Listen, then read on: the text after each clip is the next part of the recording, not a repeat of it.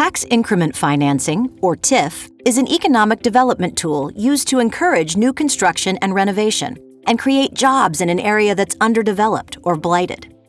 Developers usually have to foot the bill for infrastructure or improvements on the property they seek to develop, and that can be too expensive in some areas. TIF incentivizes developers to pursue developments that will positively impact the community, but otherwise wouldn't be feasible. TIF can only be used where a city or county can prove three things. The area is underdeveloped or blighted, such as low-income census tract or an area with aging infrastructure. The area wouldn't develop without assistance or public improvements. And using TIF is going to benefit the entire community, and not just the developer. Let's say residents in Oklahoma City want a grocery store. A developer can purchase a blighted building that pays $5,000 a year in property taxes. The developer makes plans to redevelop it into a grocery store, as well as add sidewalks, water improvements, and other infrastructure, totaling about $10 million. As soon as the TIF district is approved, the baseline for the property taxes is set at that original amount of $5,000. The new construction and all the improvements increase the value of the property to $9 million, so the property taxes increase to $125,000 a year.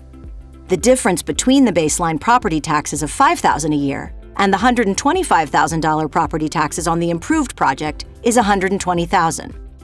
That $120,000 is the tax increment, and it goes back into developing the property and improving the area.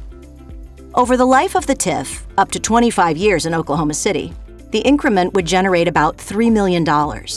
Some of it could be used by the developer to offset the costs of construction or renovation, while the rest of it could be spent on sidewalks, public parking, water improvement, and other public improvements surrounding the project. Meanwhile, the original property tax revenue of $5,000 a year continues to be used for normal things like schools and libraries. There are long-lasting community benefits with TIF. After the completion of the grocery store project, the surrounding real estate may increase in value, generating additional property tax revenue for the community. Another positive byproduct for the community would be new sales tax revenue, as the businesses inside the TIF district sell more goods over time. Once the TIF has been paid in full, the community will then have the benefit of the higher property tax revenue of $125,000 a year versus $5,000 per year. So in the long term, schools and libraries receive more funding that wouldn't have been generated if the city had not set up the TIF and provided assistance to the developer.